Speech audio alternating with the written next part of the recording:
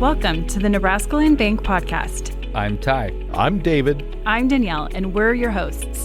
In each episode, we'll sit down with local guests to highlight the incredible people and stories that make our community unique. From finance to sports, community events to local businesses, we've got it all covered. Join us as we dive into the heart of our community. This is the Nebraska Land Bank Podcast, always community-minded. Every voice. Every topic. Every time. So turn the volume up, settle in, and let's talk Nebraska Land. Friends, welcome back to the Nebraska Land Bank Podcast. Danielle Remus is right there. Ty Lucas is right there. I'm David Fudge. Welcome back into the studio. We're going to spend some time talking about some fun stuff coming up here in the community. We've got a guest that we'll introduce you to here in just a moment. But, man, summer is – we were talking before we got started. Summer's almost over. I mean, what happened? It was just like not long ago we were talking about getting ready for Nebraska Land Days.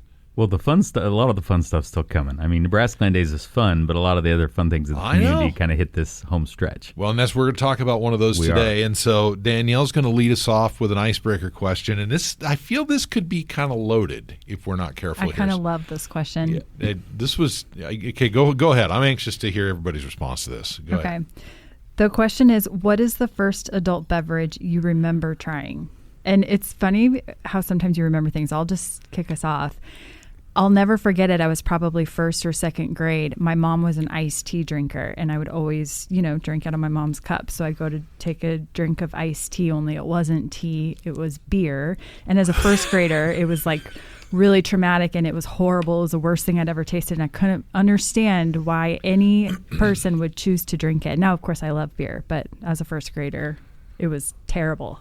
Yeah, it was an accident, though, right? It was an accident.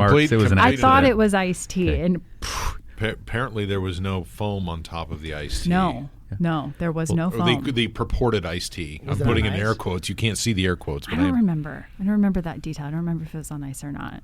Do we want to go to me before our guest? Yeah, go for it. Okay.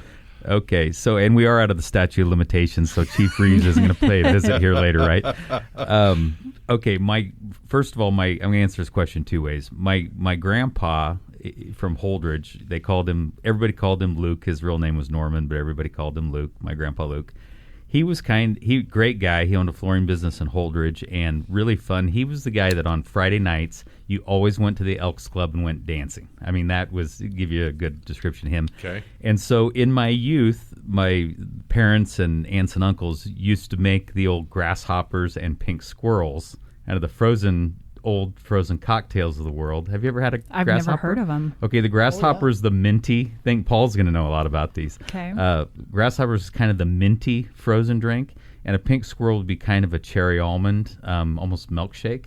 And so Grandpa Luke may have given the kids some appropriate. I mean, I feel he's been like gone that's for like many such a grandma years. And grandpa thing to do. That's what they do. But I also want to bring up, because I think about this question two ways. I was in college during the dry beer and ice beer era. So I don't know what happened to dry beers and ice beers. Well, they weren't any good. Well, that's probably the problem. They've been taken over by the craft. We're going to get Paul to weigh in on this, but that would be my answer to the question. Before we go to Paul, should we go to you, Fudge? Well, I don't know that I want to incriminate myself in this way. Just do it. Come on, we did. The earliest recollection I have of this sort of stuff was, of course, late in your high school era, and you're at a gathering with a bunch of other kids, and somebody's got some cheap beer, and it just stinks. I mean, the really truly bad stuff does not smell good, okay? But somebody had a bottle of Crown Royal, and I remember tasting it and thinking, that's pretty good. My initial entry into adult beverages was Crown Royal and Jack Daniels. So those were the two that were popular with the crew that I ran with. Did you mix it with anything? Well, yeah, of course. Oh, okay. Soda pop or whatever or whatnot, and Coca-Cola, Pepsi, whatever you had there. Crown and Coke was a real popular one. A lot of my buddies still drink Crown and Coke. Paul Oettinger is with us today from Pals Brewing Company, and we're going to call him a beer expert. Is that fair? I mean, he's probably as expert, the top expert in Lincoln County. Yeah, I would say so. Or part of Nebraska. So what was your earliest recollection of an adult beverage that you had, of the first one you ever had? I'm trying to remember the brand. I think I know, but my older brother, talk about incriminating. My older brother said, hey, come out to the garage one day. Wait, let's be specific. Is this Mark Oettinger, your older brother? My older brother calls me out to the garage one day, and I don't remember how young I was, but I was pretty young. And Dad, who is no longer with us, used to keep a cooler with an ice pack in it in the garage because he was hiding it from my mom.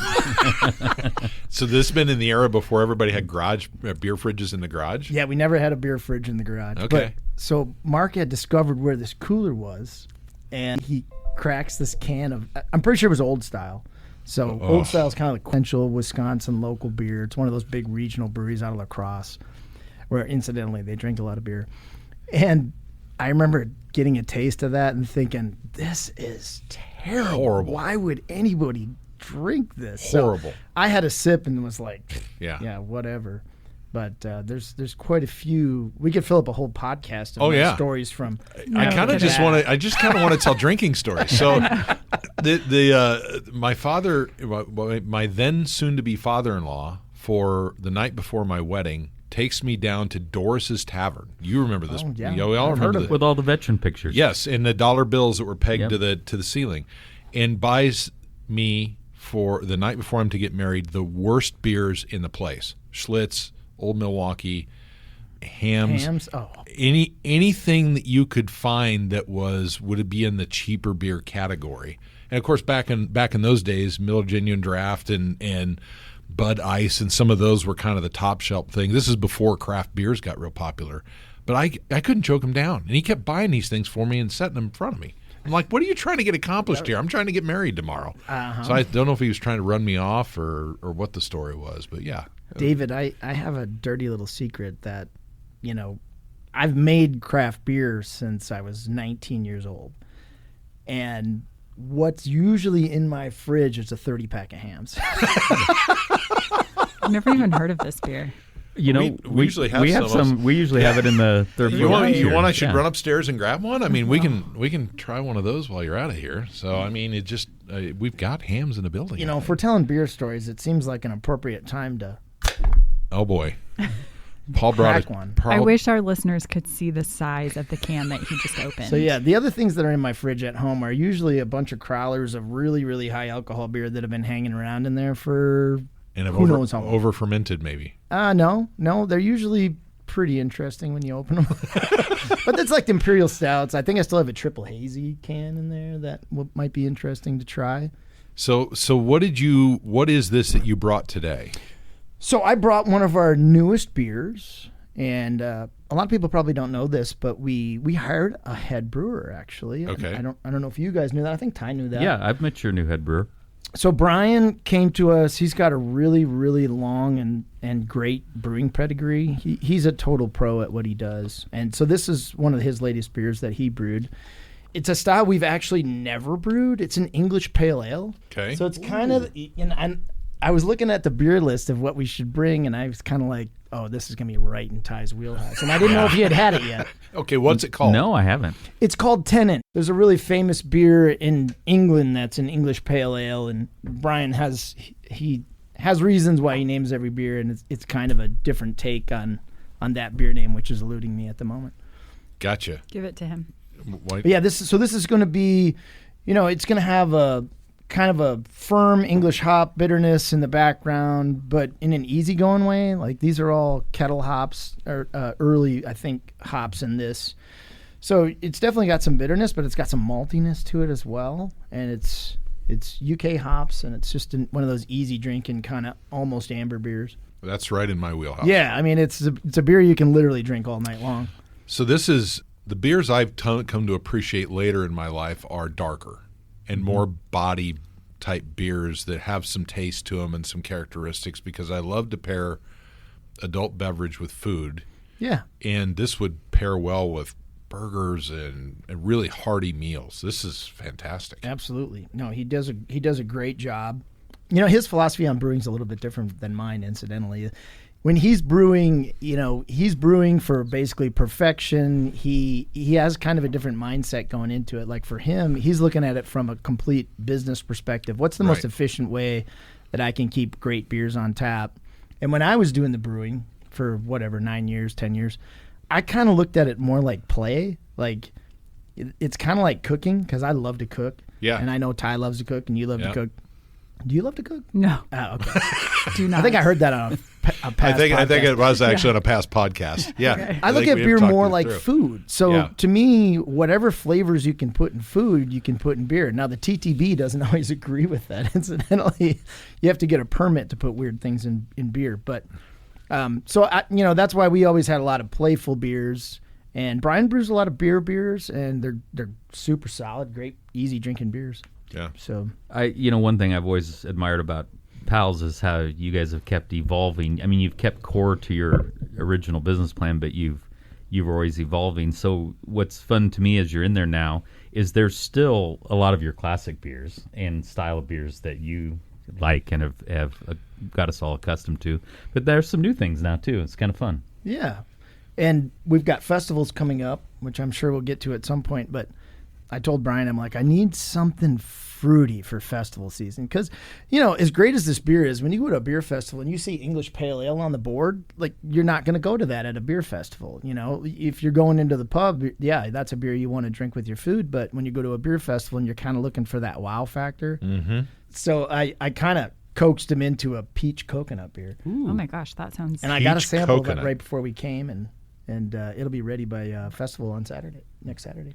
Well, let's get into these festivals a little bit. We've got some really big stuff coming up here in North Platte, and Paul, I'm not going to steal your thunder on this. Why don't you talk about the first one here that's coming up soon? So Friday, July 31st, we're going to have our 8th annual Western Nebraska Craft Beer. I'm calling it a beverage festival now because, with beer not exactly being like, a huge growth item at the moment. I'm sure that'll pick back up at some point. I tried to bring in other beverages that people want to drink. So we've got Long Dog Distilling coming in from Arapahoe, and they're making some really great products that we're going to get to sample. And you can buy them. They got an SDL. They'll be able to sell bottles if you're interested. And I've got a couple wineries coming in. Niobrara Valley Vineyards is coming in to sell some wine and give us some tastes. And the one that I'm really excited about and interested to see what people think is Papa Moon's coming down from the Scotts Bluff area. Okay. And maybe they're technically in Gering. And they're making some award-winning ciders up there. And there's a lot of fruited stuff. So I think their booth is going to get packed. Nice. And they've never been to the festival before. They're fairly new. So a lot of beverages. And we've also got a coffee. Ensign Beverages coming. They've got cold brewed coffee. They've got kombucha. So a lot of things to sample other than beer. If you're not a beer lover, still come out and enjoy yourself. But it is a 21-plus event. The VIP hour starts at 5. And the way to get that is when you buy your ticket, there's actually an add-on that you can add the extra hour if you'd like. Okay. And so we got that going on Friday, July 31st. And then on Saturday, August 1st, we have our annual music festival, the Boots and Beef Musik Festival. And actually, we have a really awesome headliner who's not really that well known in the United States, but he's huge in Canada, and his name's Aaron Goodvin. A super talent and really engaging on the stage. He's like one of those real people. When you talk to him, you can tell he's super engaging and really believes in what he's doing. Is just a super all-around nice guy. They put on a really great stage show. So for the size festival that we are, which is not huge yet, at least I hope yet, we're not Nebraska Land Days bringing in those big artists because we don't have the budget for that. But for what we can afford, this is some top-notch entertainment. And then we've got a couple other acts to go with them. So Gallivant played last year at the beer festival, the late band. They were fun. And they're super fun, Yeah, and they play great rock and roll music. And then the early band is Kyle Saylor Band out of Kearney, so they're kind of the local band. And they're super talented as well with their country music. And then we have a beer tent band, Kylie and Company, coming from kind of the Cozad Lincoln area. And they've got a steel guitar player, so I'm always excited about that because that's my favorite country instrument. Yeah. And the headliner's country also? Yes, okay. Aaron Goodvin. He lives in Nashville. He's been in Nashville for 15 years. Was born in Canada. And when you see the photos of the type of stages they play on in Canada, it's it's mind-blowing. And they're massive stadiums. Mm-hmm. So he's got a lot of monthly listeners on Spotify, a couple 100,000 a month. And his top song, Lonely Drum, is a line dancing song. It's known all around the world. He plays in European countries and Asia, and people know the song. It's got 100 million streams, I think. Nice. It's kind of a big deal. So this is the type of artist that, we see these artists in North Platte occasionally, but not at a small brewery. Yeah, very cool. So that event is the 31st and the 1st, the back-to-back. Is it a separate ticket for each day? You buy one ticket for both? How do you ticket it? You can do it both ways. If you just want to come to the beer festival, you can buy a Friday ticket. If you just want to come to the Saturday Music Festival, you can do that. Of course, the weekend pass is cheaper and a better deal. And then if you want to come out and camp for the weekend and not worry about driving and really do the whole thing, buy an RV parking pass with it, and you can park for the weekend, which is what I do. My RV's already out there I call myself the camp host. So if you need anything late at night, my camper's out there. I'm hanging out with everybody else. And then my goal this year is not to consume too much of this on Friday and Saturday night, because on Saturday and Sunday morning I want to cook breakfast for all the campers. So nice. That's so fun. That's a cool. That's my goal. That's a cool touch. Now there's a philanthropic aspect of the music festival this year, right? Would you want to jump into that? I'm pretty excited about the focus on first responders. Yeah, so just to take a little bit of a step back, so Pals has been around about a decade now, and in that whole time, I don't know what it looks like from the outside. I have a lot of people tell me, like, Pals is so successful, and I always sit back and think, well, how do you define success? So I spent the first 7 to 8 years like just go, trying to make it run and trying to add on new things. And when you're spending capital and still trying to give something back to your partners who invested their money in this endeavor, a decade ago, you kind of walk that fine line of you can't grow too fast because, especially breweries that have done that are no longer with us. Right. And so it's kind of that slow grind. And, I focused a lot of my energy on that and not so much on the philanthropic aspects of what could be done in a community. And we've always given to the community. I think I did an analysis last year that we had given like $40,000 in cash over the 9 years that we had been open. And that's just cash. That's not all the gift baskets, and that's not all the gift cards, and that's not the other things that we do, donating beer for nonprofits and all that stuff. I don't know what it would be if we did all that. But as we got into kind of year 9, after we had the food drive with the first responders last year, the First Responders Foundation chapter organizer of this national organization that is headquartered in Omaha approached us and said, hey, this was a great event that you guys did. We really appreciate you supporting the first responders. Would you have any interest in starting a chapter of the foundation in the North Platte area? And I had kind of been thinking, it's time to think about doing something other than just working. Maybe it's time to start figuring out how to give back to the community in my own personal way. And I'd kind of been looking for something to volunteer to do. And so I got back in touch with them. And, to make a long story short, we started this local chapter of the First Responders Foundation. And the mission of the foundation is support first responders and veterans in the local community. So every dollar that's raised by our chapter is spent in Lincoln County. Nice. Now, we're so new, we really haven't spent any money yet. We're trying to, still really focused on trying to put some money in our bank account that we could do some good with. Because if you're talking about trying to buy equipment for a fire department, like that's not cheap equipment. So you can't go to them with $3,000 and say, hey, buy a grass rig. Like that's just not going to work. So we're kind of in that phase, but I decided, I didn't ask my business partners, I just kind of begged for forgiveness, I guess, to change the festivals from something that Pals was trying to do to something that would be community support. And so all the ticket proceeds, hoping that we have some, and we will go to the chapter of the First Responders Foundation to support first responders and veterans in the local community. So I'm trying to turn it into a community event that we could do year after year to raise funds for the firefighters, the police departments, and kind of those folks that need it. Very cool. Very cool. Well, that's just one thing going on this fall at Pals.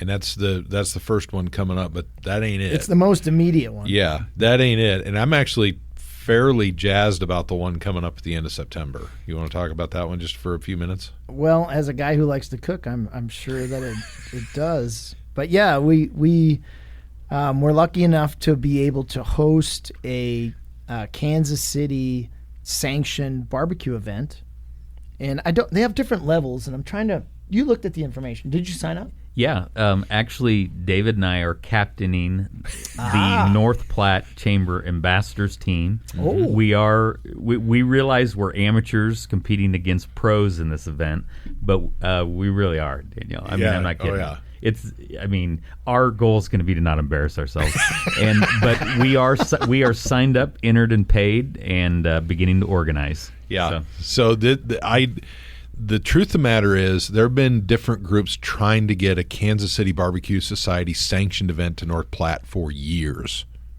We looked at it in my previous career out at the festival. I know there was a local radio station that tried to pull it off for years and years and years. Yeah. Never quite got it over the hump. So I am completely stoked about this event being coming to North Platte. And I've talked about a barbecue event, and I wasn't sure that it would be a Kansas City barbecue sanctioned event, but I talked about doing at least an amateur barbecue event for several years, and I've talked to many people who do barbecue that were interested in helping. But these type of events, if you don't find that one person that's really willing to put the effort in, me not knowing anything about professional barbecue contests, I don't know how to get that off the ground. Right. You got to have people. You know how it is. Yeah. And so the fact that we've got a group of people that are interested in helping us put this on is just huge, because I wasn't sure how to get it off the ground either. So I'm super stoked about it. We don't have a team yet. I'm trying to find out if I have anybody on the crew at Pals that wants to. I'm waiting for them to come forward before I, approach friends or somebody else about wanting to do it. But I just don't know how busy I'm going to be, so I can't commit to that, because since I'm the event guy now and party planner at Pals, I got a lot of stuff going on for this. This music festival has had some great history. Dylan Carmichael, when he was here, was one of the most just outside of the spectacular event that Nebraska Land Days concerts are. Dylan's one of the best artists I've seen locally here ever. He put on a great show, and the sad thing is just not a lot of people saw it. Yeah. It was the first year of the festival, and we had big names. Eric Pasley, he's got huge songs. Yeah. People don't realize how hard it is to get events like this off the ground. Oh, yes. And I thought it's a tremendous amount of work. I thought if we just hired the right talent, people would show up, and it turns out not Doesn't so work much. that way. David. Yeah. Event production, people don't understand event production. It's very, very difficult to get an event rooted enough to where you can grow it. And we've seen a lot of constriction in that world over the past. There's a lot of fluctuation. Things come up, they go away, but it's really, really difficult. And the economics of it don't always work. Yeah. And so, again, I'm a big Nebraska Land Days fan, but I also love the smaller community events because there's room for that sort of thing in our community, and people want to go do these things. And so, glad that this stuff is going on. And when Ty came to me and says, "What do you think about barbecuing for a couple of days for this thing?" I'm like, "Heck yeah!" I want to do that. And I want to see these things be successful. So, yeah, great events, and hope they go well, because it does. It takes a lot of work to get these things off the ground, and then hopefully you sustain them and they can grow a little bit. We built Pals property. And maybe we don't have enough of the underlying infrastructure yet, which I keep trying to add to. But we kind of built the property to be able to accommodate these bigger community events. And I feel like the fact that we're 10.5 acres, we might be a little bit underutilized. Mm-hmm. Like I don't have a lot of people approach me and say, "Hey, I have this big event I want to put on. Can I use Pals North Lot?" Like the bull riding event was probably the first one we ever did that really made great use of the space that we have. But I'm trying to do bigger events, but I'm so cautionary because that first year we did the music festival, when we had Dylan Carmichael and Eric Pasley, the economics of that didn't work at all. Yeah. Festival economics are really difficult. The artist expense, all the production expense, the security expense, the food and bev expense. All that sort of stuff adds up. And ultimately, if people don't respond to it, then it's going to go away. And that's unfortunate because these sorts of things add to the sense of community where we live. And that's the great part of them. So I can't even imagine what the Nebraska Land Days budget is for what the actual expense outlay is going to be, because just my little festival, I think, it'll get to probably $38,000 just to pay all the expenses to do it. So thank God for sponsors. So, Quick Stop, thank you very much for being our main stage sponsor this year. And thank you to Tammy Timmerman and Lashley at Lashley Land Residential for being our first responder sponsor. And what that means is if you're a first responder or a veteran coming to the festival, you can get in for half price, courtesy of Tammy's sponsorship. And Nebraska Land Bank, thank you for your sponsorship. And Bill Summers Ford's one of our sponsors, and TD Angus. And we just, without that type of support, it's hard to sell enough tickets to even put on any kind of event. Now, we're doing prime rib dinners for our sponsors. We're doing a meet and greet with our headlining artist. So we do some nice things for sponsors. Of course, you have to, hopefully, to bring them on board. But these type of events can't be done without other people being interested in supporting a community event. So that's exactly right. I really, really appreciate those folks being willing to come along with us, because otherwise it wouldn't happen. Yeah. And Nebraska Land Days is the same way. Yeah, same boat. Well, I don't want to. What else is going on were those kind of the big highlights you wanted to hit here on the show today? Oh boy, what else is going on? I mean, there's a lot of things percolating.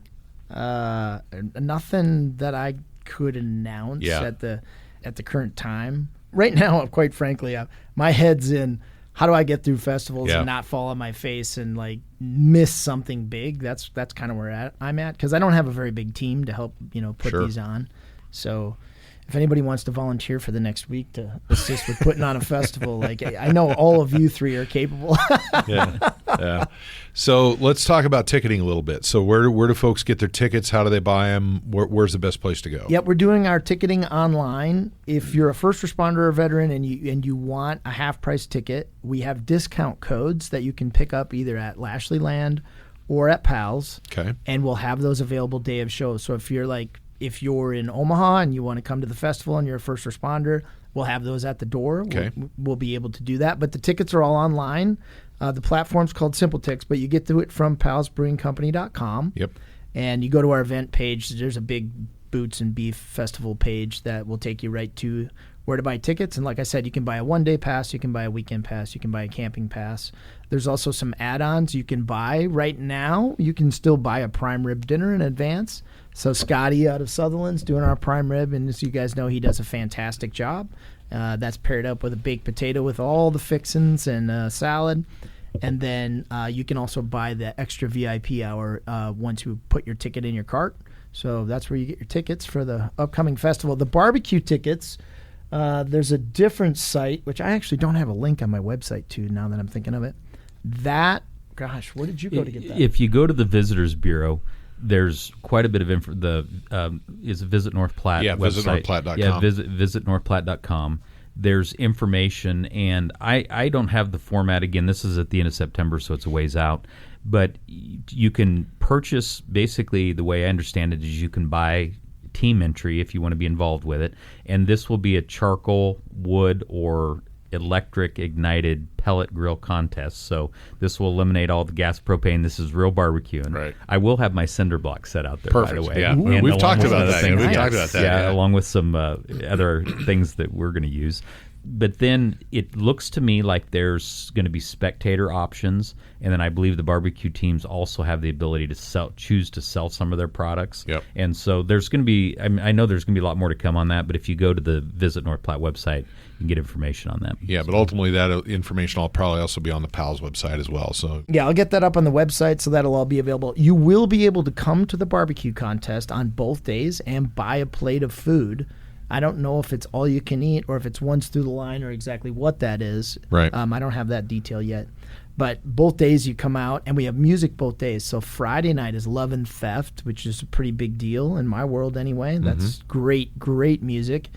And then Saturday night we have our local favorite Drew Phillips Band coming out to play some music for us. So cool. It's going to be entertainment. It's going to be great food. It's going to hopefully beautiful weather. And We don't know what time the Huskers play on that Saturday, but I believe they're playing Michigan or Michigan State that weekend. On the road, I think. And is that we will weekend. have Smart Marketing's truck out there, so whatever time the game is on, we'll have it, and there's a volleyball game that day as well. Excellent. So there's all kinds of stuff going on. Cool. So watch the website for more information as ticketing becomes available there. And that, honestly, it kind of leads into our Asking for a Friend segment here. And Danielle, why don't you give us that question? Yeah, the question is, what is the best way to purchase tickets for events from online sources? Okay, I'm going to defer to David a lot on this one today. This is really in his wheelhouse, but just a couple comments that I want to make. First of all, people are getting scammed all day, every day on buying tickets for events.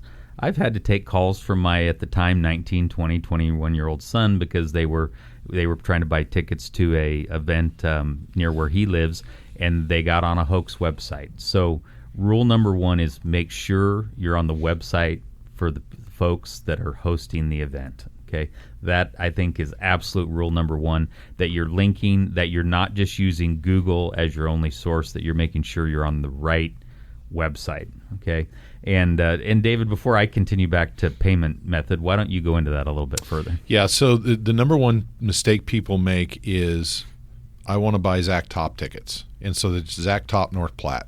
Well, there's 18 websites that pop up. Yep.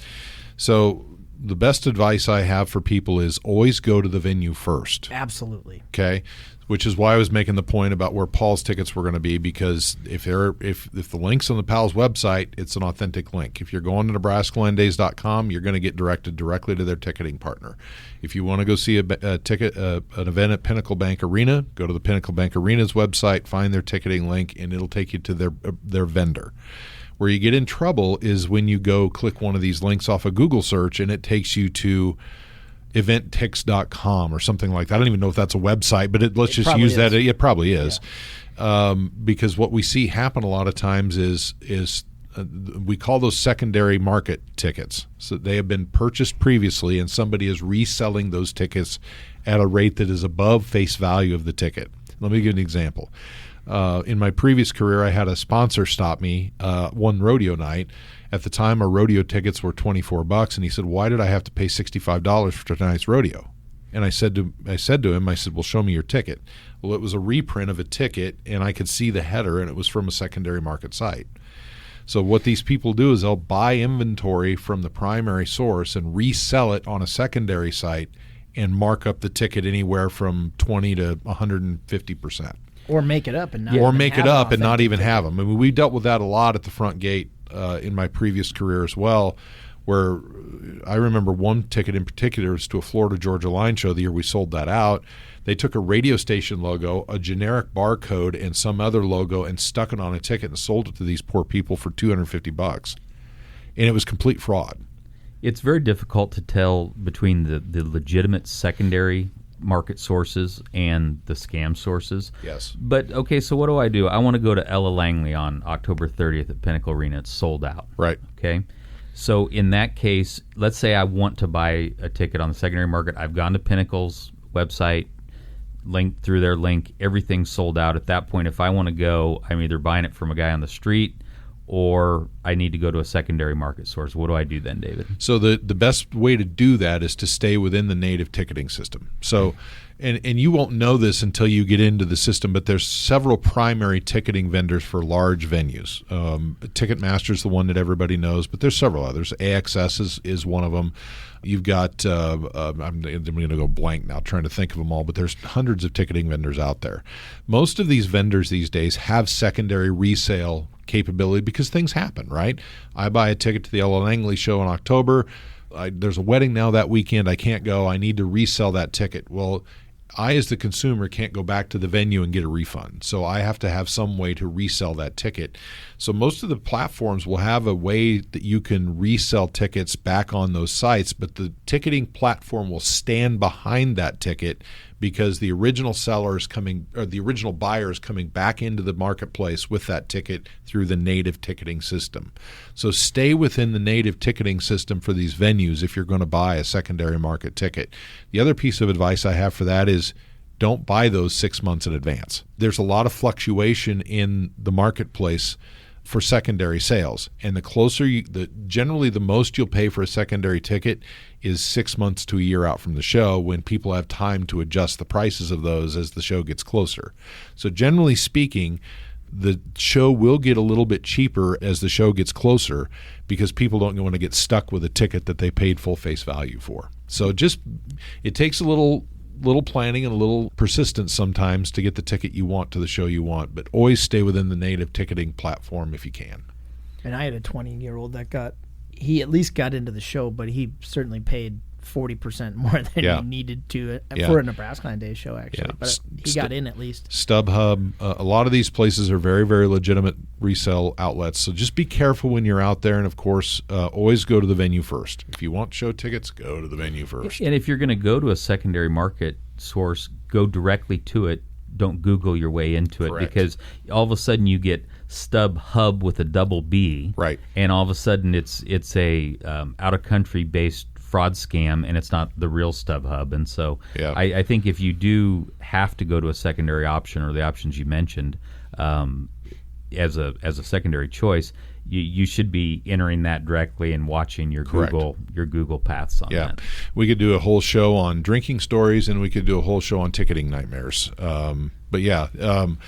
Just be careful and always go through the venue front door. My favorite is, if I really want to go to an event and I don't have a ticket and it's sold out, or they're listed too expensive, is I just go to the venue, and oftentimes you can get a ticket for half the price of the original one, because I know I've been stuck with tickets tons of times, and rather than eat the ticket, if someone's trying to buy, I'll just go, here's your free ticket to the show tonight, and they're like, you don't want anything for it? And I'm like, I want you to go to the show and have a good time, because otherwise I'm going to eat it. No, I don't want anything for it. Just go. Like, it's a random act of kindness. Go. Yeah, and those things are harder these days, because there are very few venues anymore that will produce hard tickets. Now, you can sometimes get them by going to the box office and asking for a printout of your ticket, but generally speaking, the industry these days is using dynamic barcoding, and so those are a little tougher to do that with. But your point is correct. I mean, a lot of times you can get in for little or nothing if you just go to the venue. Of course, that's hard if you have to travel to Denver or Lincoln or Omaha to one of these outside venues too, and take the leap of faith that there's going to be somebody to do that.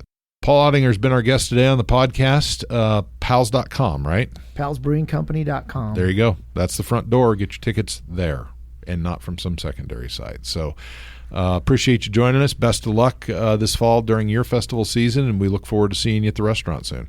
Oh, yeah, appreciate that, you guys. Thanks for having me. Can't wait to get out and try a few of the new beers. We'll see you soon. That's a wrap for today. Learn more about our podcast at nebraskalandbank.com/podcast. And if you enjoyed the episode, subscribe to the show, leave us a review, and find us on Facebook. Thanks for listening to the Nebraska Land Bank podcast. Community minded. Every voice, every topic, every time.